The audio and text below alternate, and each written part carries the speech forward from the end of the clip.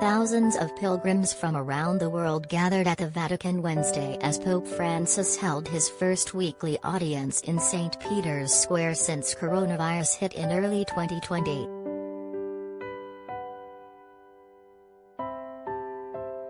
The 85-year-old was met with cries of "Long live the Pope" as he arrived in his white popemobile into the square, still decorated with 40,000 flowers laid out for last weekend's Easter celebrations.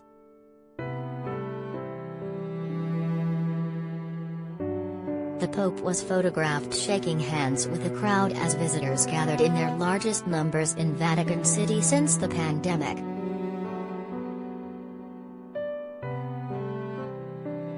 Now restrictions are lifted, thousands of adoring Christians are able to show their appreciation for the Pope, with many traveling across Europe and the rest of the world in order to attend the general audience.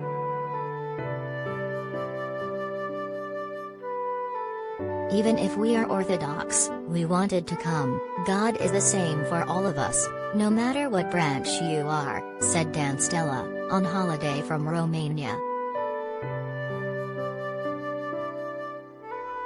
Some of the crowd waved flags from Croatia, Portugal, Spain, France, and Ukraine, a country for which the Pope has repeatedly prayed since the Russian invasion nearly 2 months ago.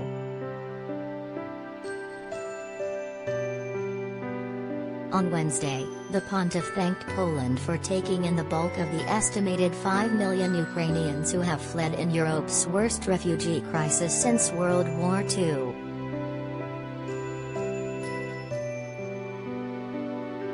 "May God reward you for your goodness," he said. The Pope's weekly audience traditionally draws thousands of people but has not been held in the vast St. Peter's Square since February 2020, when coronavirus hit. Where numbers could be limited.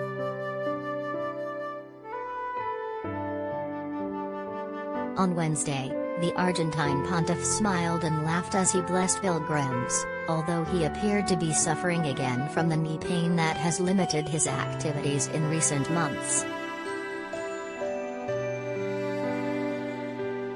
Odile Lafarge came from France with her grandson to see him, telling AFP, "He always has a message of peace and reconciliation.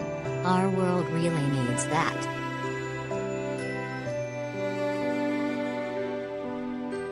"What struck me when we arrived is how many young people there are here. It shows there is a future, a flame burning in them."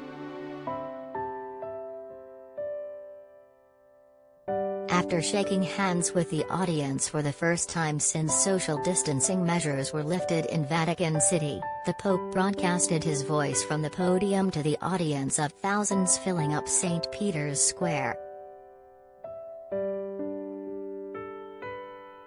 The Pontifical Swiss Guard stood in front of the crowd on Wednesday, surrounding the Vatican and ensuring the Pope's safety.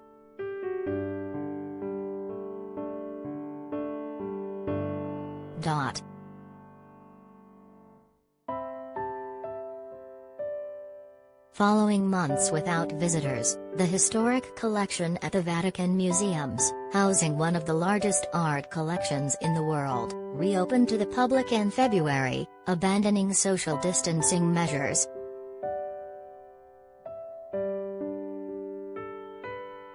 Vatican City is one of the few countries in the world not to have reported any deaths during the pandemic, with a total of 29 cases according to Our World in data.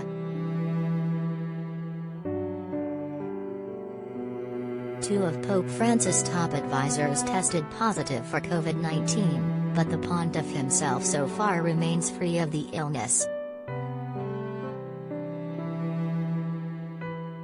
Proof of vaccination is still required in order to enter any of the offices of Vatican City State, for both visitors and employees.